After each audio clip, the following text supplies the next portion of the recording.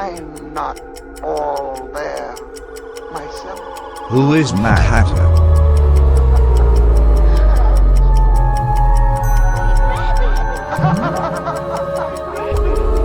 Alice. Alice, come on. Don't pout. Don't make me shout, Alice. How many Alices were there? I can't remember.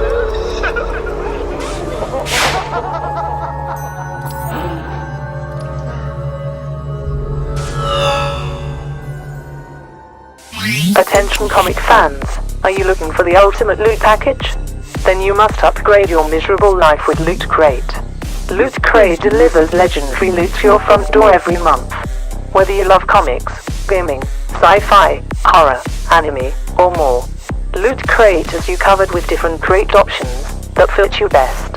Enter this exclusive code at checkout to save 15% off your loot. We would like to thank Loot Crate for sponsoring this video, and always remember, the dark side. Our story begins in Gotham City. Jervis grew up with a very promising life ahead of him. His childhood was full of friends, he was exceptionally smart, and his future looked bright.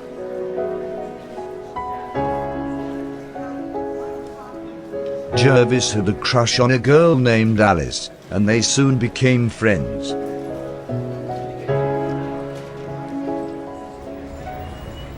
He had grown enamored with Alice, and he told his father about his love for this girl.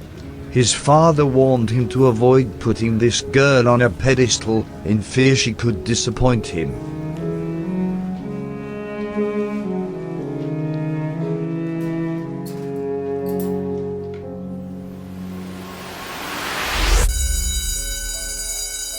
The next day, Jervis invited Alice to the opening of a new park, and she accepted. This park was a tribute to the classic tale of Alice in Wonderland.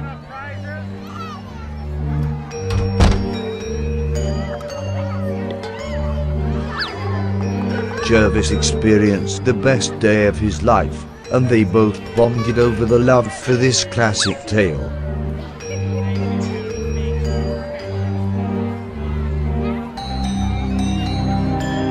Afterward, Alice admitted she was glad that she agreed to come with him. I'm late. Jervis would try to spend most of his time with Alice, and when he wasn't with her, he would daydream about their future.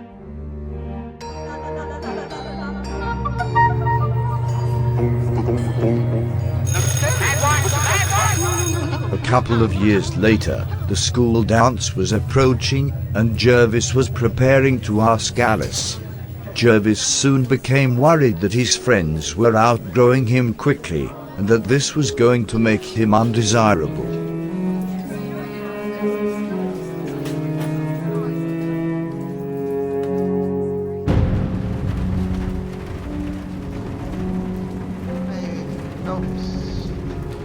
Jervis confided in his parents, and they explained that this was just a normal part of becoming a man. His parents even attempted to help him appear taller by giving him platform shoes and the top hat to wear to the dance. Jervis considered their advice, but in the end decided that he would have faith in his friend's ability to accept him as he is.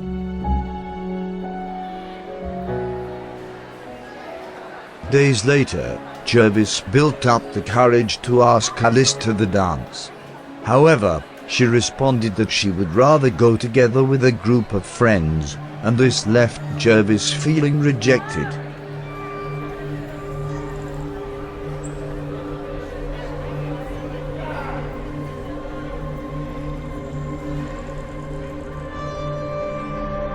Later that night, he begged his parents to take him to the doctor to see if something could be done about his delayed growth. The doctor explained to his parents that his condition was caused by a testosterone deficiency. Jervis was devastated and demanded to hear the other options to fix his condition. The doctor then mentions that if they were serious, that they could test some experimental hormone enhancers on the young boy.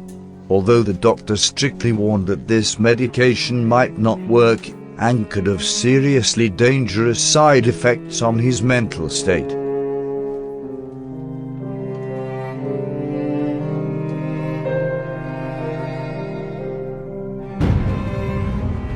Later that night, his father told him to think long and hard about the decision, reminding him that he and Jervis's mother loved him unconditionally.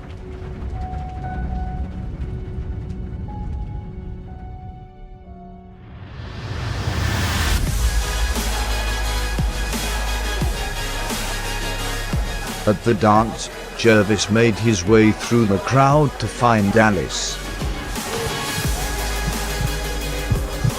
As he approached Alice, he attempts to hold her hand, but she pulled it away.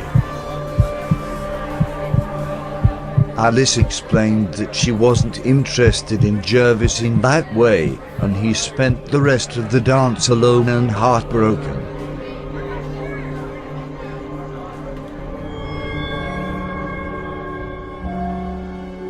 Jervis had struggled with whether or not to risk mental instability for the sake of fixing his condition. Although he had been pushed to his limit and in tears, he took the first pill.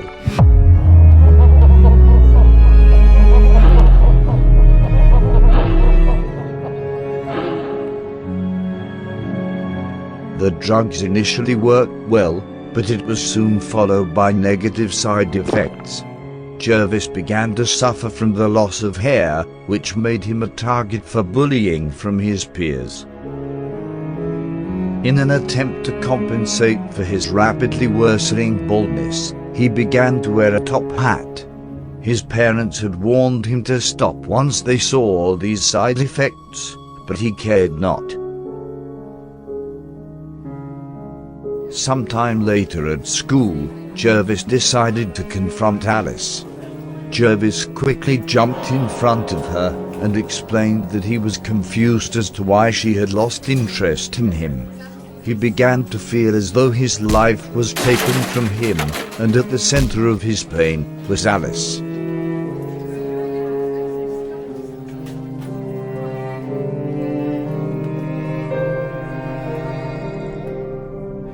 He became addicted to these drugs, and it began to drive him insane. Jervis would often find himself in a very delusional state. He would experience fits of uncontrollable rage and hallucinations.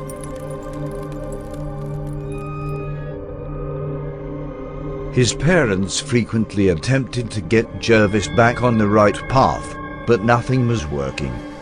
Tastes like cherry tart. Custard. One night, the sound of his pet rabbit began to annoy him, so he killed the animal with his bare hands.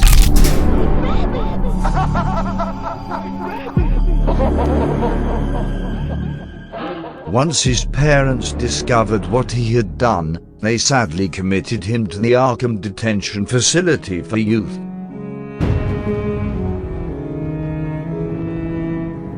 Jervis spent the rest of his childhood in Arkham, which rapidly worsened his mental condition. In his spare time, Jervis began to study the art of hypnosis and continued his obsession with his favorite story.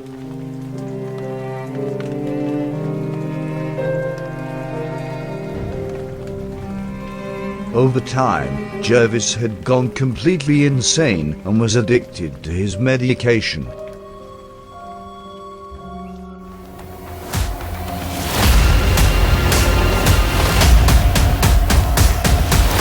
Many years later, there was a prison break at Arkham, and Jervis escaped into Gotham.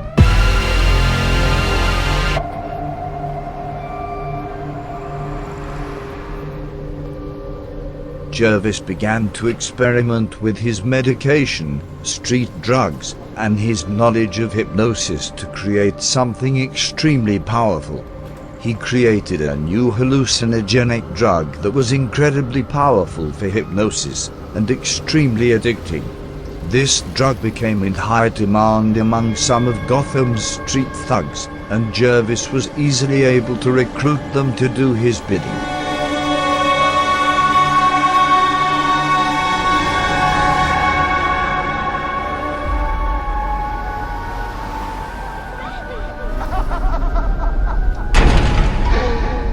You may notice that I'm not all Sometime there. later, Jervis began to abduct women to play the role in his sick fantasy.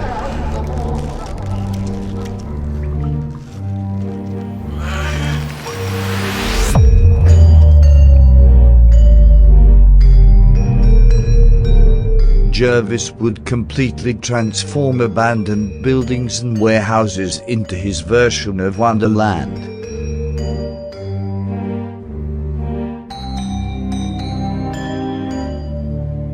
His victims would be dressed up as Alice and forced to take his drugs.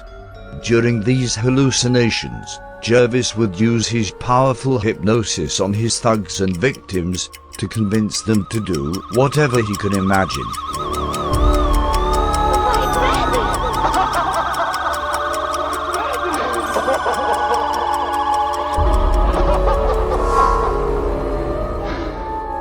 His kidnappings were soon discovered by the police, and he became known as the Mad Hatter.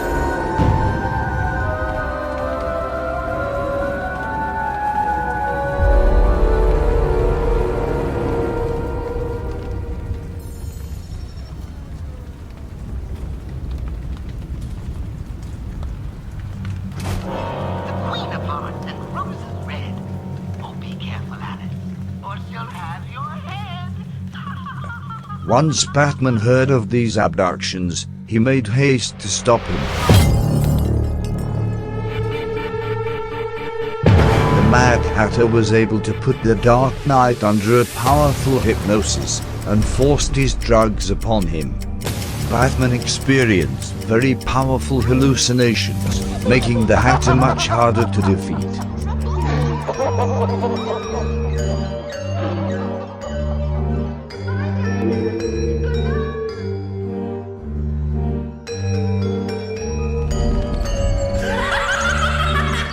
Welcome to Wonderland, Batman.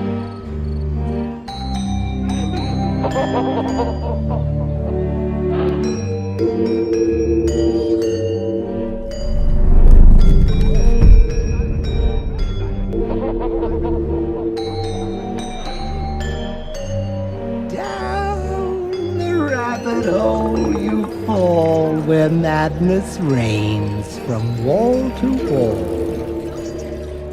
Through the rhyming words we tumble, where villains toil and psyches crumble. But goodness knows what this will do. Whoa, whoa, whoa.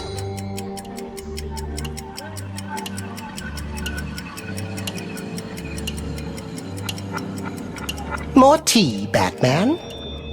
Where am I?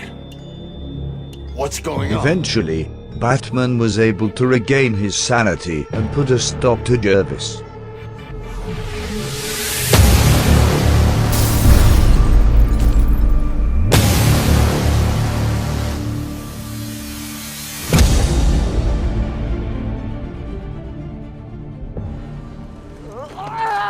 What?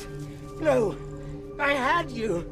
Don't you see? You're mad. You're mad. You're just like me. I'll never be like you, Jervis.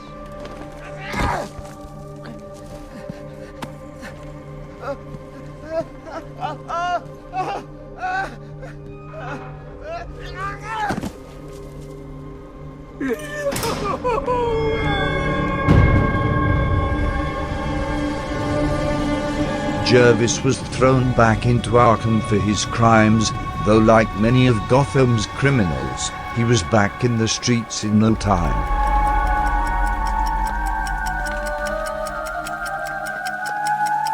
The Mad Hatter continued to work with other powerful criminals in Gotham, and he was quickly considered as one of Batman's most illustrious villains.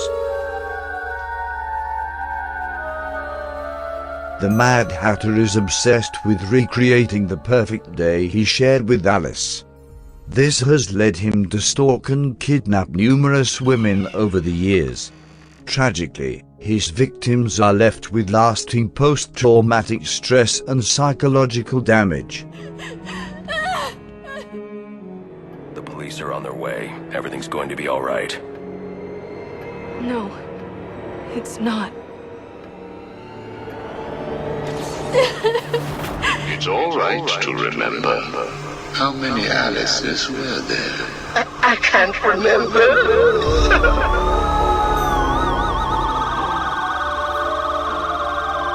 While Jervis usually never kills his victims, he is considered by many to be a rapist, and some even consider him to be a pedophile.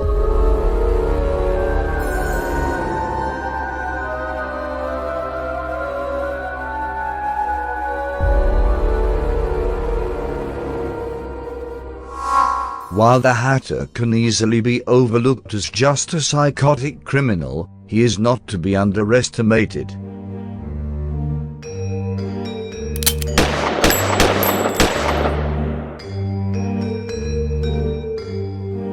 That cowl off your neck before you'll take her. I've waited my whole lonely life for her.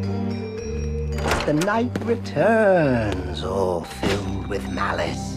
Tell me, Batman, did you find your Alice? With his extremely powerful hallucinogenic drugs, combined with his hypnosis techniques, the Mad Hatter is capable of immense psychological damage.